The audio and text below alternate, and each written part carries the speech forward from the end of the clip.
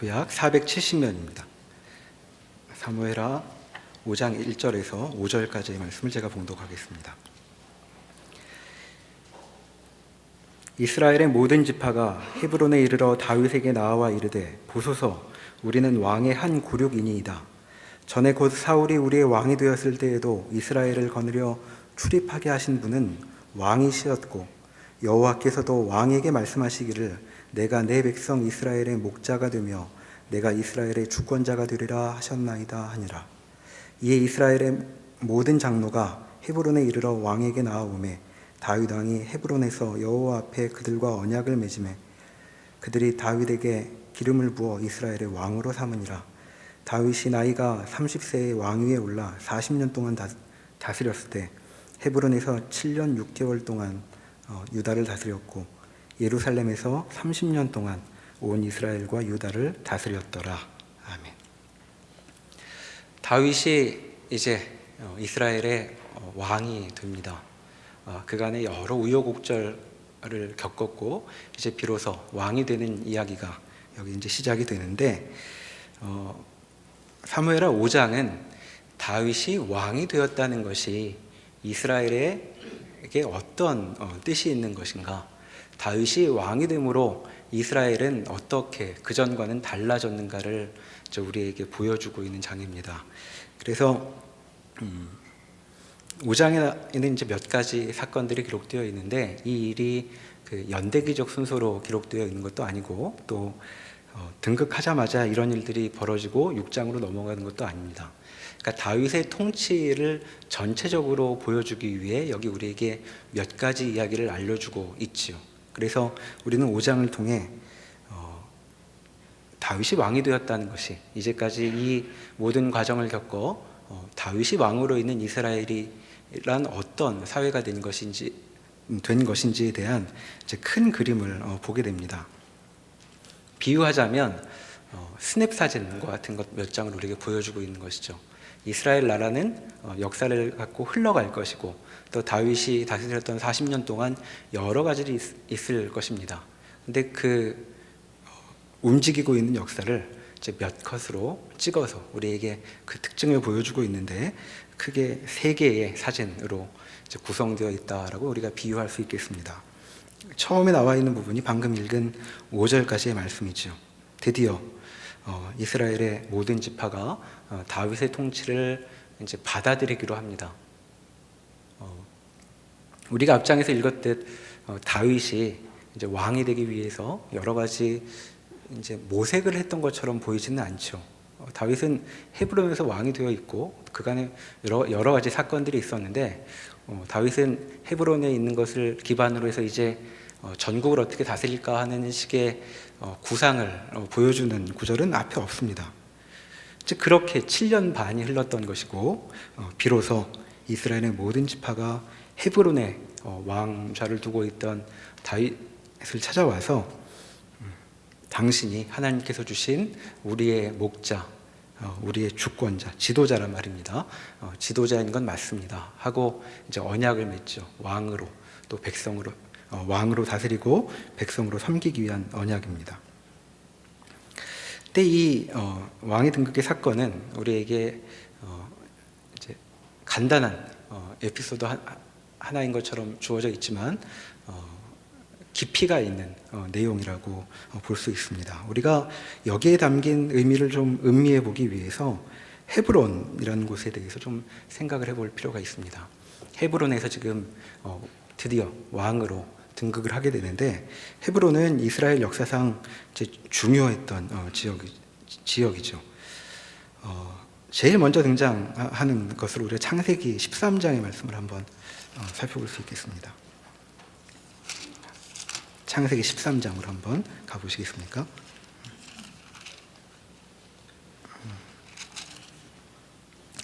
구약 16면입니다.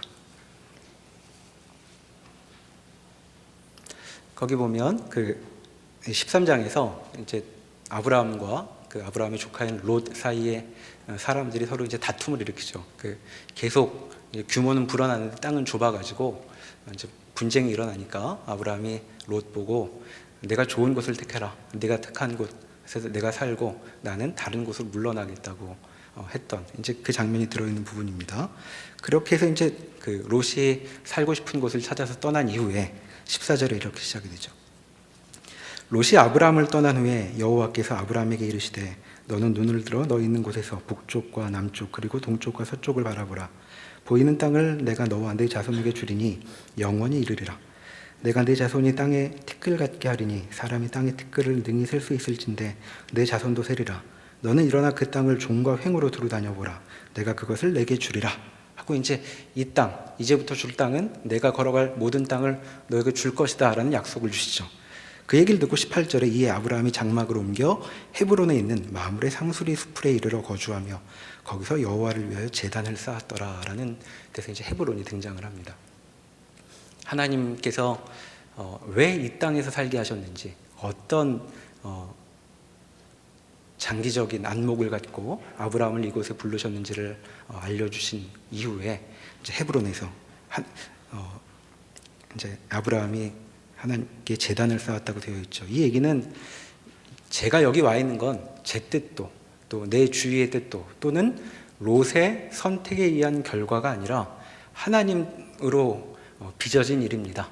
제 인생은 이제부터 저와 제 자신의 제 자손들의 그 삶은 하나님의 이와 같은 약속 위에 근거할 것입니다 하는 이제 그런 의미를 담고 있었다고 우리가 읽어볼 수 있겠습니다. 그래서 헤브론은 아브라함에게 중요한 자리가 되었죠. 23장으로 한번 넘어가 보시겠습니까? 창세기 23장.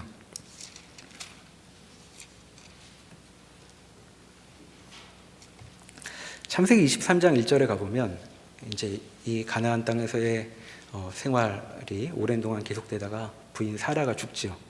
1절에 보시면 사라가 127세를 살았으니 이것이 곧 사라가 누린 햇수라. 사라가 가나안 땅 헤브론 곧 기럇 아르바에서 죽음에 아브라함이 들어가서 사라를 위하여 슬퍼하며 애통하다가 그 시신 앞에서 일어나 나가서 헷 족속에게 말하여 이르되 나는 당신들 중에 나그네요 거류하는 자이니 당신들 중에서 내게 매장할 소유주를 주어 내가 나의 죽은 자를 내 앞에서 내어다가 장사하게 하시오 라고 이제 말을 합니다.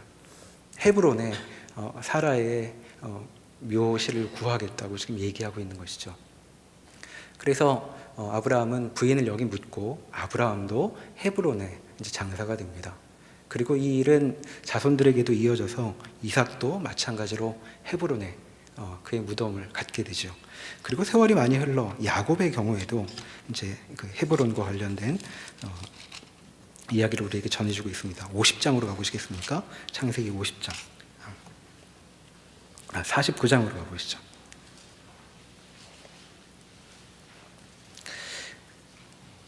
49장 29절을 보면 이제 야곱이 자기 자식들에게 축복을 해준 이후에 이렇게 얘기합니다. 그가 29절 그들에게 명하여 이르되 자식들에게 내가 내 조상들에게로 돌아가리니 나를 햇사람의 에브론의 밭에 있는 굴에 우리 선조와 함께 장사하라.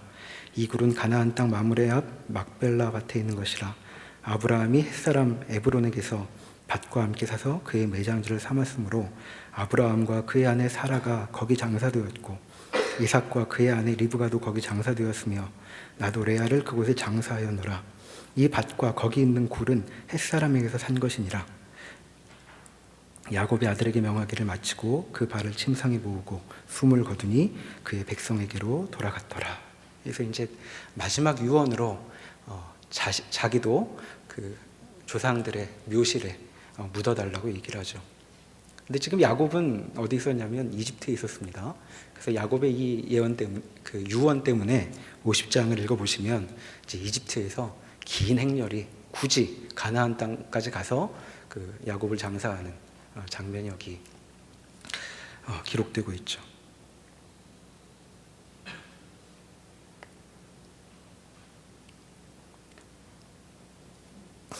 헤브론은 그런 곳이었습니다. 지금 헤브론에서 그 이스라엘의 모든 족속이 모여 그 다윗을 왕으로 삼기로 했다는 이야기는 아브라함 때 그 예언되었던 일이 지금 이 시점에 현실화되는 것을 보여주는 것이죠. 그동안 그 전까지 사울을 따르던 많은 족속들과 그리고 다윗을 따르던 유다 족속 사이에 반목이 있었고, 그리고 그 일은 벌써 7년이 넘도록 흘러가고 있었습니다. 그러니 대체 하나님께서 아브라함에게 말씀하셨던 그런 일, 이 일들을 모두 하나님의 백성들에게 주시고 하나님께서 특별한 나라를 만드시겠다고 한 약속은 대체 어디로 갔는가 하고 물을 수 있었겠죠. 그런데 바로 그 장소에서, 조상들의 묘실이 있는 그곳에서, 그리고 아브라함이 하나님 앞에 우리의 인생은 하나님께 달려 있습니다를 다짐했던 그곳에서 지금 다윗은 이스라엘 전체의 왕으로 이제 세워지고 있는 것입니다. 하나님의 약속이 비로소 다윗의 때에 성취되었다라는 것이 여기 한 장의 사진으로 우리에게 이제 제시되고 있죠.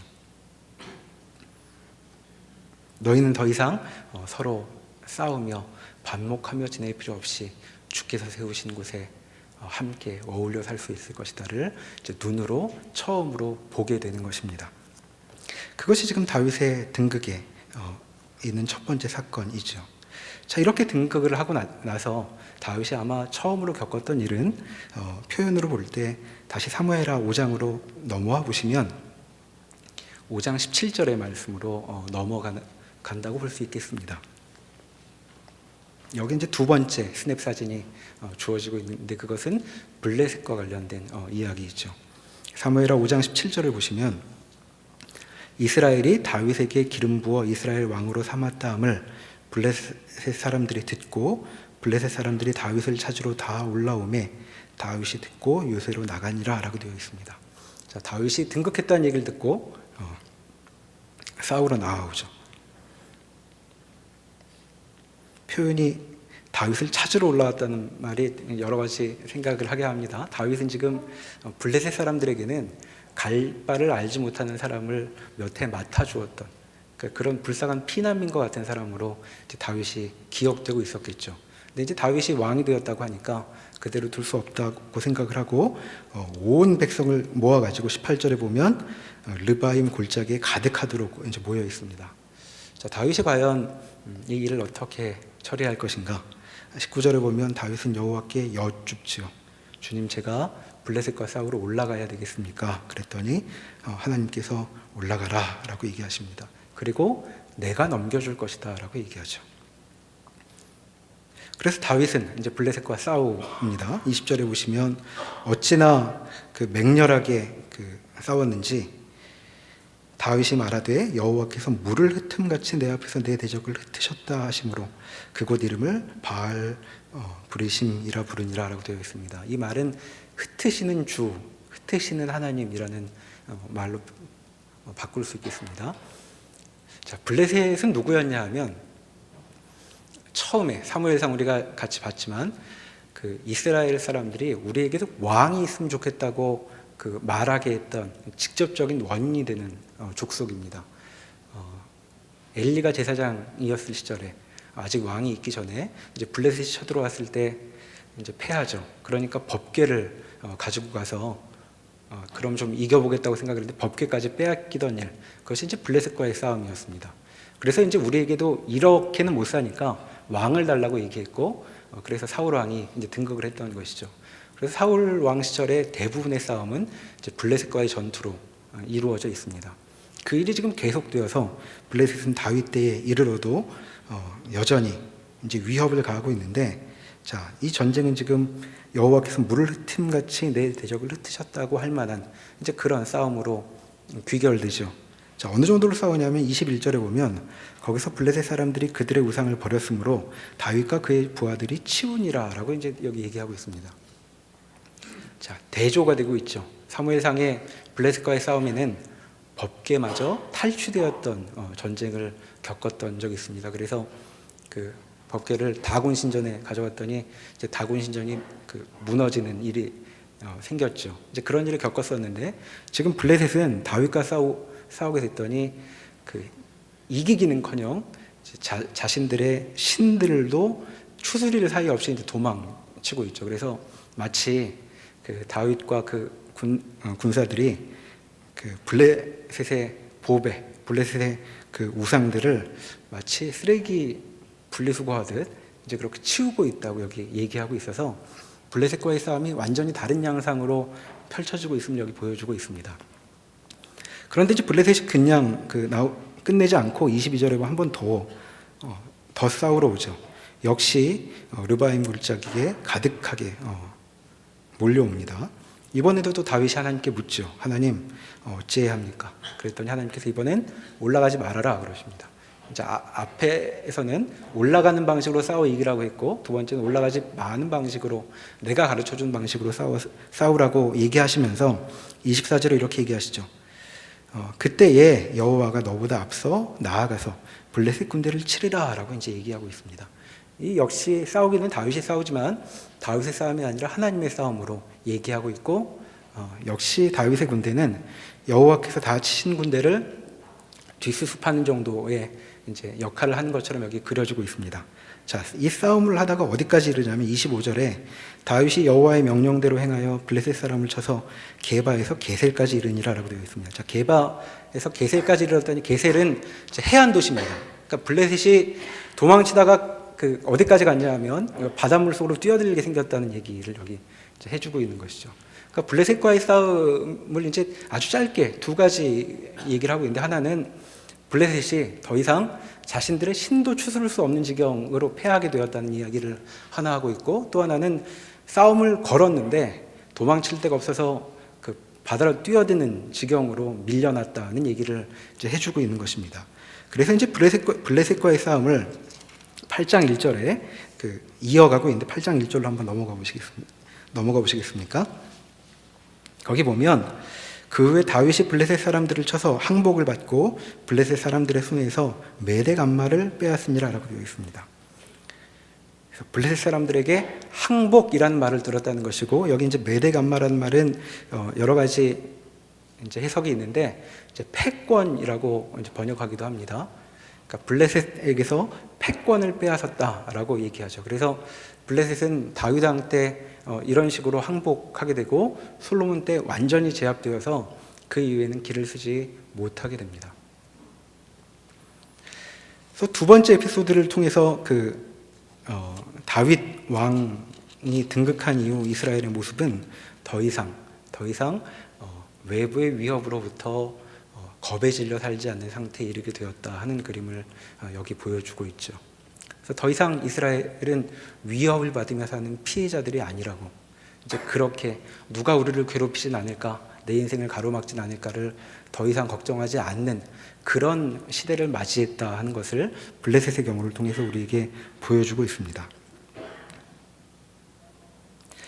그렇게 지금 우리가 본 두 개의 사진, 두 개의 에피소드는, 첫 번째는 이스라엘 내부에서의 일을 이야기하고, 그 다음은 외부에 대한 이야기를 해주고 있는데, 가운데 독특한 사건 하나가 여기 또 하나 기록되어 있습니다. 그것이 이제 6절부터의 내용이죠. 5장 5절 말미에 예루살렘에서 33년 동안 이스라엘과 유다를 다스렸다라고 되어 있었습니다. 그런데 다윗이 33년 동안 다스린 예루살렘은 대체 어떻게 정해진 것인가에 대한 이야기가 여기 이제 기록되어 있습니다. 6절부터를 제가 한번 읽어보겠습니다. 왕과 그의 부하들이 예루살렘으로 가서 그 땅 주민 여부스 사람을 치려하며 그 사람들이 다윗에게 이르되 내가 결코 이리로 들어오지 못하리라. 맹인과 다리 저는 자라도 너를 물리치리라 하니 그들 생각에는 다윗이 이리로 들어오지 못하리라 함이었다. 이렇게 되어 있습니다. 누가 쳐들어오든 다윗이 아무리 쳐들어와도 맹인과 다리 저는 자만으로라도 얼마든지 방비를 할 수 있다고 이제 자신 있게 얘기하는데, 이렇게 자신 있게 얘기하는 데는 연유가 있어 보이죠. 자, 여부수가 어떠한 곳이었는가? 우리가 또 성경을 좀 찾아볼 필요가 있겠습니다. 창세기 15장으로 한번 가보시겠습니까? 창세기 15장.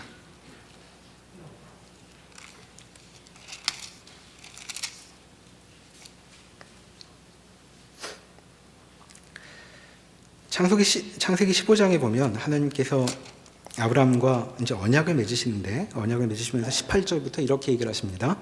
그날에 여호와께서 아브라함과 더불어 언약을 세워 이르시되 내가 이 땅을 애굽 강에서부터 그 큰 강 유브라데까지 내 자손에게 주노니 곧 겐 족속과 그니스 족속과 간몬 족속과 헷 족속과 브리스 족속과 르바 족속과 아모리 족속과 가나안 족속과 기르가스 족속과 여부스 족속의 땅이니라 하셨더라라고 되어 있습니다. 언약을 세워 이제 너에게 나라를 앞으로 내 자손에게 줄 것인데 이런 족속들의 땅이 될 것이다라고 얘기하시면서 마지막에 있는 족속 이름이 여부스 족속이죠. 나중에 수백 년 후에 이제 모세를 부르시면서도 하나님께서 이제 이런 식의 그 리스트를 주시는데 출애굽기 3장으로 한번 가보시겠습니다.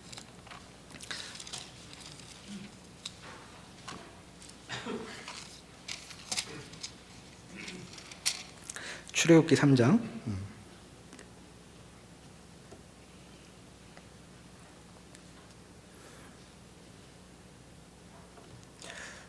모세를 부르시고 나서 모세에게 가서 이렇게 알리라고 하시죠. 16절에 3장 16절 너는 가서 이스라엘의 장로들을 모으고 그들에게 이르기를 여호와 너희 조상의 하나님 곧 아브라함과 이삭과 야곱의 하나님이 내게 나타나 이르시되 내가 너희를 돌보아 너희가 애굽에서 당한 일을 확실히 보았노라. 내가 말하였거니와 내가 너희를 애굽의 고난 중에서 인도하여 내어 젖과 꿀이 흐르는 땅 곧 가나안 족속, 헷 족속, 아모리 족속, 브리스 족속, 히위 족속, 여부스 족속의 땅으로 올라가게 하리라 하셨다 하고 말하라고 되어 있습니다.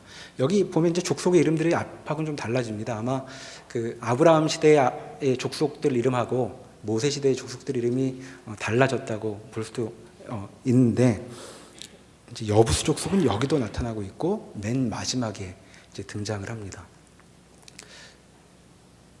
여부스 족속은 아브라함 시대에도 알아볼 만한 족속이었던 것 같고 또 모세 시대에도 알아볼 만한 족속이었는데 이 맨 마지막에 이 목록에 맨 마지막에 거론될 만한 특별한 분위기가 있어 보입니다. 왜냐하면 이후의 역사에 이제 여부스는 좀 독특한 면모를 보이기 때문입니다. 또 좀 수고스러우시겠지만 성경을 찾아보시면 여호수아 15장으로 한번 가보시겠습니까? 343년입니다. 구약 343년. 여호수아서 15장 63절에 여부스가 나오죠. 63절. 예루살렘 주민 곧 여부스 족속을 유다 자손이 쫓아내지 못하였으므로 여부스 족속이 오늘까지 유다 자손과 함께 예루살렘에 거주하니라 라고 되어 있습니다. 그 앞에 유다 족속에게 이런 땅을 다 주었다고 그리고 정복하였다고 말하면서 이제 마지막에 나와 있는 게 여부스 족속입니다. 여부스는 왜 거론되냐면 못 뺏었다, 정복을 못했다고 되어 있죠. 자, 여호수아에서뿐만 아니라 사사기에서도 이제 다시 한번 언급되고 있습니다. 사사기 1장 몇 쪽도 넘겨보실까요? 1장 21절. 자, 앞에서는 유다 족속이 못 빼앗았는데 사사기 361면입니다. 이번엔 베냐민 족속이 2차 시도를 하죠. 21절 베냐민 자손은 예루살렘에 거주하는 여부스 족속을 쫓아내지 못하였으므로 여부스 족속이 베냐민 자손과 함께 오늘까지 예루살렘에 거주하니라 라고 되어 있습니다. 마치 이 일을 알았던 것처럼 하나님께서는 아브라함과 모세에게 여부스 족속을 맨 뒤에 얘기하시는 것처럼 보입니다. 여부스 족속을 정복하면 다 정복하는 것처럼 읽히죠. 그리고 이스라엘의 역사를 보면 여부스 족속의 땅을 정복을 계속 못하고 있습니다. 다윗 때까지도 정복을 못한 채로 있었죠. 그러니까 지금 하나님께서 약속하신 땅을 약속대로 그 약속이 실현되는 것을 이제 경험하고 있는 와중인데 이 1장 1절에서 5절에 이스라엘 안에 반목이 해결되어 이제 전체가 하나님의 백성으로 통일되었고 또 블레셋이 격퇴되어서 이제 하나님의 백성의 땅으로 이 가나안 땅이 자리 잡았는데 한 지점이 지금 남아있는 셈입니다. 그것이 예루살렘이었던 것이죠. 그리고 이 여부스 족속은 이 그간의 역사에 대한 자부심이 있었는지 지금 이렇게 얘기하는 것입니다. 맹인과 다리 저는 자라도 너를 물리칠 것이다. 어디 와봐라. 이렇게 얘기하고 있죠. 그런데 7절에 아주 간단히 이렇게 기록되어 있습니다. 다윗이 시온 산성을 빼앗았으니 이는 다윗성이더라. 이렇게 되어 있죠. 다윗이 빼앗았다는 겁니다.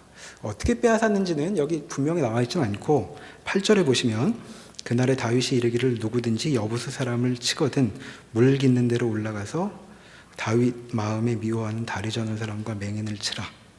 이제 이렇게 명령했다는 얘기가 나오죠. 다윗의 마음에 미워하는 다리 저는 사람과 맹인은 이제 맹인과 다리 저는 사람에 대한 얘기가 아니라 그런 사람들이 방비한다고 했으니 그래 그런 사람들이라고 지금 부르고 있는 겁니다. 여부스 사람들을.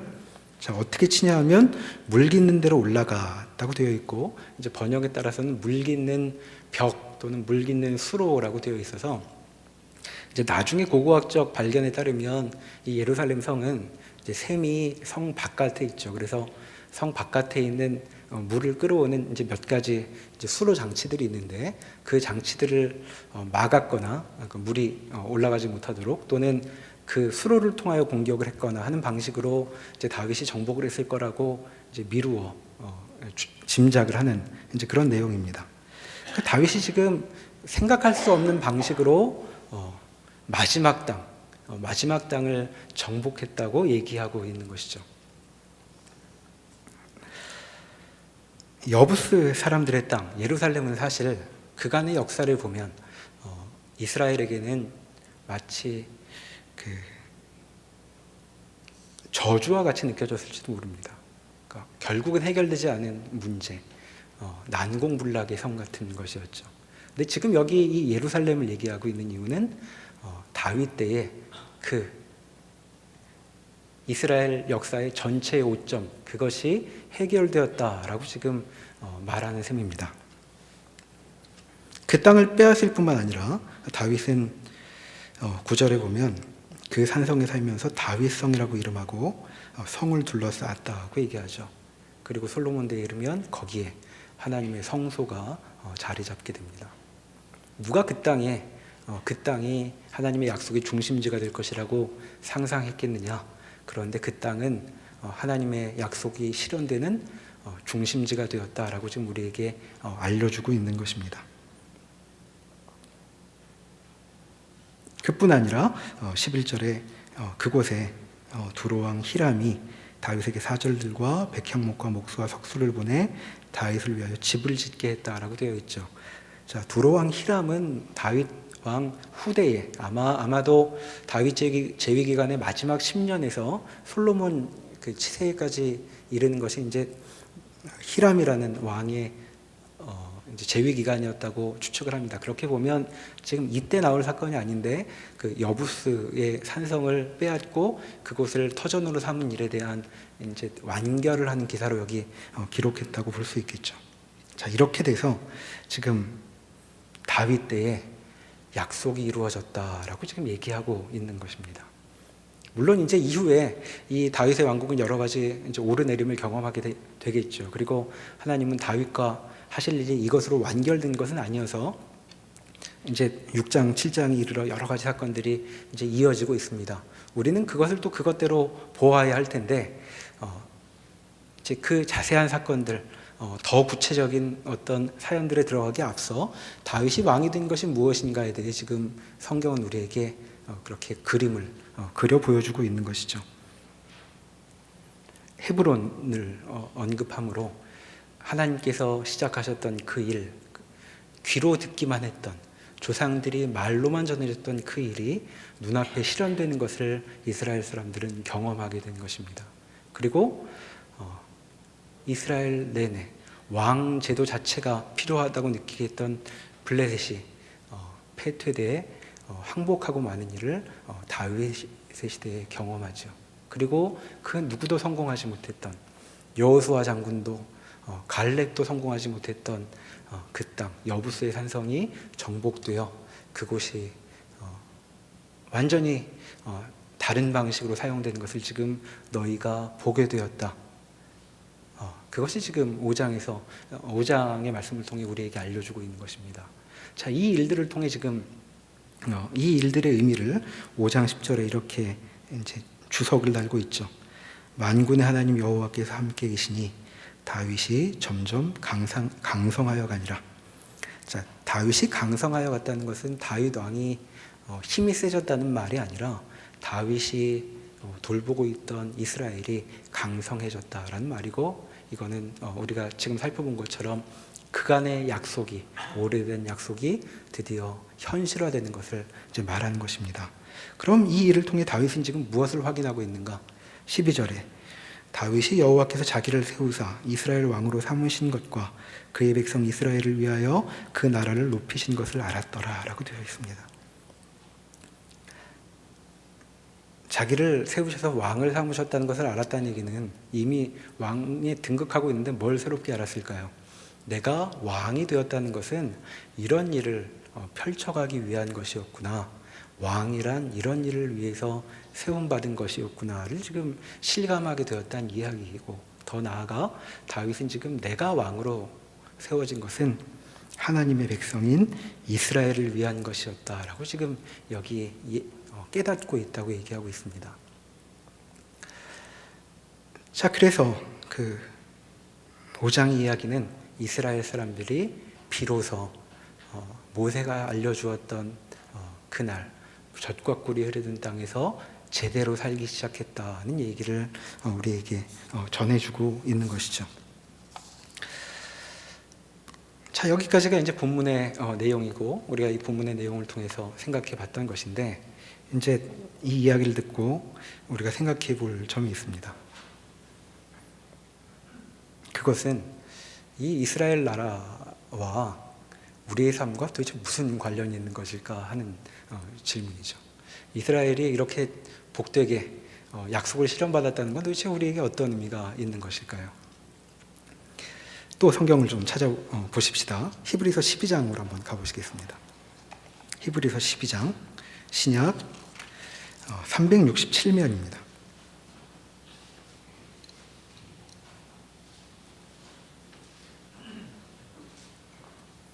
자, 유대인뿐만 아니라 이방인들도 들어온 하나님의 새로운 백성, 교회이죠. 자, 이 신자들에게 이런 이야기가 이제 주어져 있습니다. 26절에 보시면, 히브리서 12장 26절입니다. 그때에는 그 소리가 땅을 진동하였거니와 이제는 약속하여 이르시되 내가 또 한 번 땅만 아니라 하늘도 진동하리라 하셨느니라. 이 또 한 번이라 하심은 진동하지 아니하는 것을 영존하게 하기 위하여 진동할 것들 곧 만드신 것들이 변동될 것을 나타내심이라. 그러므로 우리가 흔들리지 않는 나라를 받았은즉 은혜를 받자. 이로 말미암아 경건함과 두려움으로 하나님을 기쁘시게 섬길지니 우리 하나님은 소멸하는 불이심이니라 라고 되어 있습니다. 자, 우리는 어떤 나라를 지금 하나님께 약속받고 있다고 얘기하죠. 그 나라는 진동하지 않을 나라, 흔들리지 않을 나라라고 합니다. 그 나라가 얼마나 대단한 것인지 알기 위해서 하나님께서 흔들어 보실 거라고 합니다. 마구 흔들면 세상이 남아나지 않을 것들은 다 밑으로 떨어져 버릴 것이고 흔들리지 않을 만한 것만 남을 것인데 그것이 바로 너희에게 주어진 그 나라가 될 것이다 라고 얘기하고 있죠. 그리고 이 나라에 대한 그림은 요한계시록에서도 다시 더 강조되고 있습니다. 요한계시록 21장으로 가보시죠.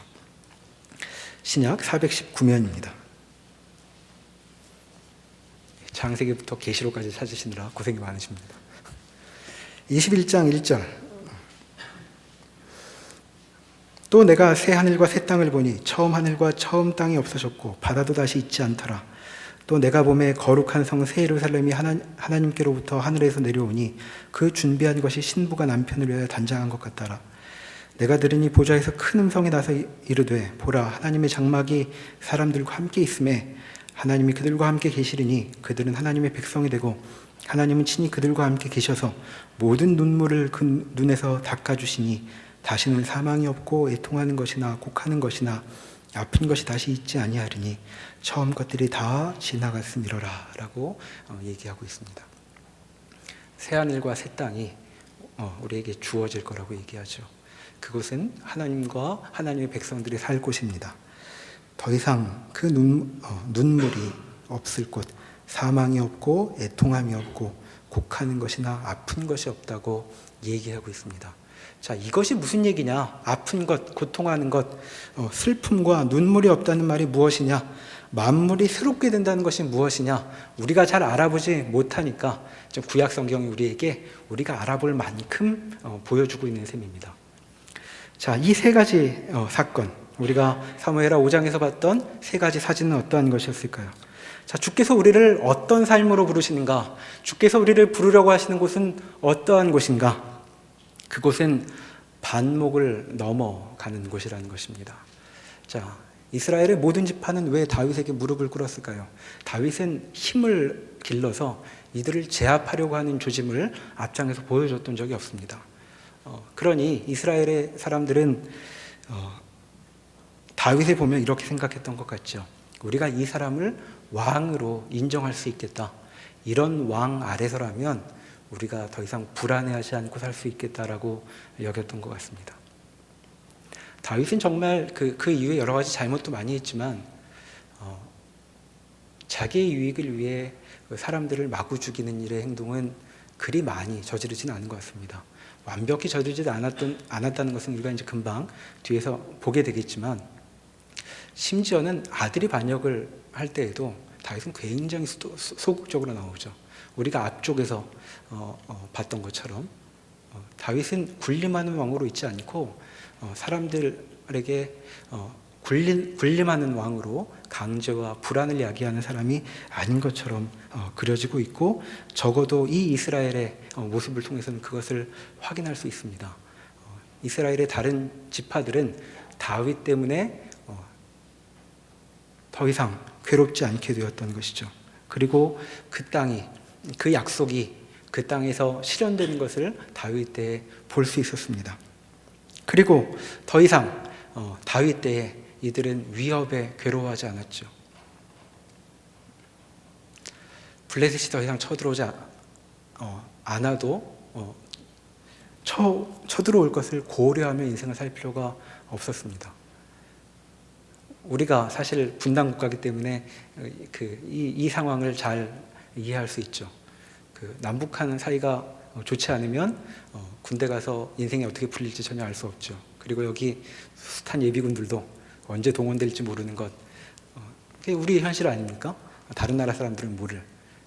다윗 때 통일이 되어서 휴전선이 없어졌다는 얘기입니다. 군복무 기간이 반으로 줄었다는 얘기고, 그리고 외적도 없으니 징병제도가 없어졌을지도 모르겠습니다. 이를테면 그렇게 그려봐야 지금 여기에 그림을 우리가 이해해 볼 수 있죠. 그렇게 나라의 반목과 위협을 넘어가게 되었습니다. 그뿐만이 아니죠. 저주도 넘어가게 되었습니다. 한계, 이스라엘 역사상 절대 넘지 못했던 한계, 여부스를 넘어가게 되었다고 얘기하고 있죠. 이스라엘 역사의 내내의 오점, 어떤 한순간도 넘어설 수 없던 자리를 넘어가게 만드는 것, 그것이 지금 하나님께서 이 사람들을 부르셨고 우리에게 진동하지 않을 나라를 주시며 새하늘과 새 땅을 약속하시면서 미리 음미해 보아라 라고 얘기해 주시는 자리인 것입니다. 예수님께서 가르쳐 주신 기도, 주기도문 어떻게 시작하죠? 하늘에 계신 우리 아버지, 이름이 거룩히 여김을 받으시오며 나라가 임하옵시며의 그 나라입니다. 하나님의 나라가 임한다는 것은 무엇일까요? 바로 이런 것을 경험하게 될 것이라는 것입니다. 우리는 지금 여기 교회에 모여 있습니다. 자, 교회는 앞으로 올 새하늘과 새 땅, 또 천국의 이제 현장, 출장소 같은 곳입니다. 자, 이곳에서 그 나라의 소식을 들으라는 것입니다. 그리고 우리의 인생이 이러한 일에 열려져 있다는 것을 음미하라고 하나님께서 말씀하고 계십니다. 여러분, 무엇을 두려워하며 사십니까? 세상이 온갖 여러분들을 위협하고 있다고 느껴지십니까? 그리고 내가 만나는 모든 이들은 나와 반목하느라 아무도 친구를 만날 수 없다고, 나를 이해해 줄 수 없다고 그렇게 느끼십니까? 또 내 인생에 절대로 넘어가지 못하던 어떤 한계가 나를 내리누르고 내 인생을 잡아두고 있지는 않으십니까? 내 인생의 어떤 경험, 한 사건, 한 인물이 내 앞으로의 인생의 발목을 잡고 있는 것처럼 혹 느껴지신다면 이 사무엘하 5장의 말씀을 우리가 음미해 봐야 합니다. 하나님은 그 모든 것을 끊어내시고 우리를 넘어가게 하실 것입니다. 하나님 앞에 한계는 있지 않습니다. 그리고 하나님은 우리를 위협 가운데 살라고 두시지도 않았습니다. 하나님의 약속은 이루어질 것입니다. 하나님의 약속은 참 깊고 든든한 것이어서 우리의 인생을 그 약속에 얹어두기에 충분합니다. 나무 중에 멋있는 나무로 전나무가 있죠. 쭉쭉 뻗어 올라가는 전나무. 근데 그 바람이 불면 전나무는 굉장히 금방 넘어진다고 하더라고요. 뿌리가 약하답니다. 그래서 겉은 멀쩡한데 바람이 조금 불면 그냥 그 나무가 꺾이는 게 아니고 그냥 뿌리채로 넘어간다고. 자, 우리는 얼마나 깊은 뿌리에 박혀 있을까요? 자, 아브라함에게 헤브론을 약속하셨던 하나님께서, 그리고 미래의 새 하늘과 새 땅이라는 약속으로 우리를 묶어두신 하나님께서 우리에게 이렇게 얘기하십니다. 내가 나무라면 내 나무의 뿌리는 지구 하나만 하다, 이렇게 얘기하시는 것입니다.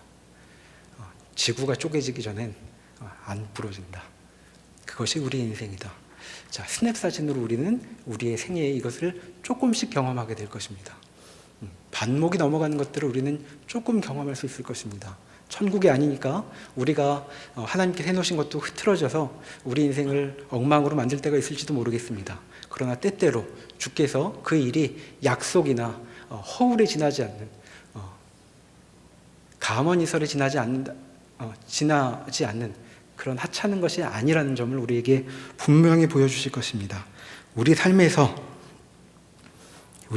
약속이 실현된 것을 경험해 보라고, 위협 너머의 인생이라는 것을 경험해 보라고, 그리고 어떤 한계에도 하나님의 약속이 그것을 뒤집을 거라고, 뚫고 넘어갈 것이라고 우리를 초대하고 계십니다.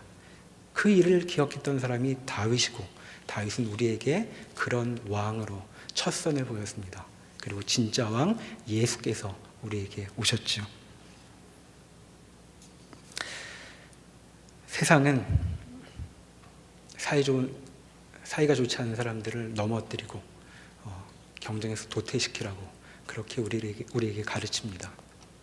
온갖 위협 앞에 그 위협을 막을 수 있는 온갖 제도와 그물망을 만들라고 우리에게 얘기하죠. 그 이력서를 꽉 채우면 뽑아줄까요? 그냥 위협을 막는 작은 우리의 최선이겠죠. 그런 하나님께서 그걸 넘어가는 인생을 우리를 부르셨다고 얘기하고, 그리고 그런 일을 겪어보라고, 내 인생에 경험해보라고 우리를 초대하고 계십니다. 다윗은 그렇게 부르심을 받았죠. 자, 이제 때는 바야흐로 각 부서 임원을 새로 뽑는 때가 됐습니다. 교회에서 이거를 경험해 보십시오. 교회에서 반목과 서로를 향한 위협과 이해하지 못하고 서로를 괴롭히는 것을 넘어가는 그 복된 경험을 여기서 누려보십시오.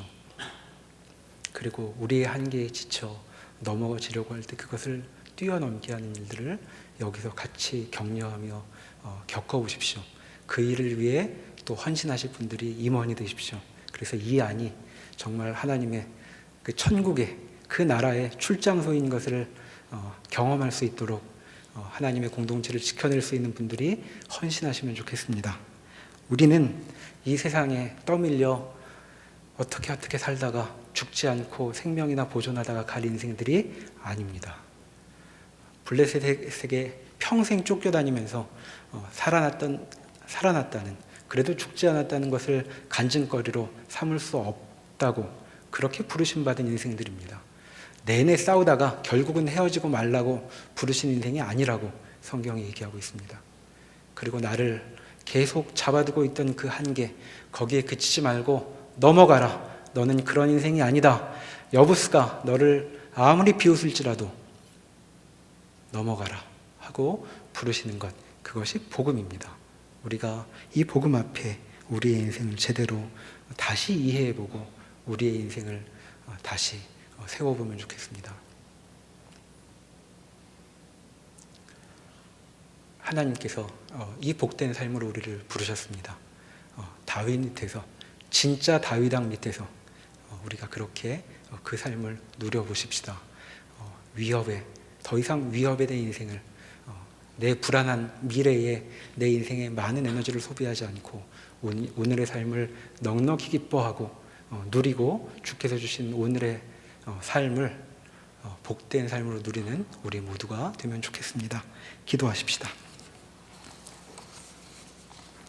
하나님께서 다윗을 세우셔서 이스라엘에게 복된 삶을 맛보도록 하여 주셨습니다. 다윗을 세우려고 하시는데 주의 목적이 있었던 것이 아니라 이스라엘 사람들이 다윗을 통해 그런 주님의 약속을 맛보는데 주님의 뜻이 있었음을 살펴보았습니다. 주님께서 저희도 그렇게 부르심을 이 시간 기억합니다. 하나님의 복된 약속을 받고 있는 자답게 우리도 우리의 삶에 때때로 주의 약속이 펼쳐지는 것들을 경험할 수 있도록 주여 우리에게 힘을 더하여 주시고 용기를 더하여 주십시오. 하나님의 약속이 우리의 삶에 경험되는 것, 또 그 경험의 주역이 되는 것, 주의 나라가 이 땅에 임하는데 한 몫을 감당하는데 우리 삶에 넉넉한 목적이 있는 것임을 기억하는 저희 되도록 붙들어 주시옵소서. 예수님의 이름으로 기도합니다.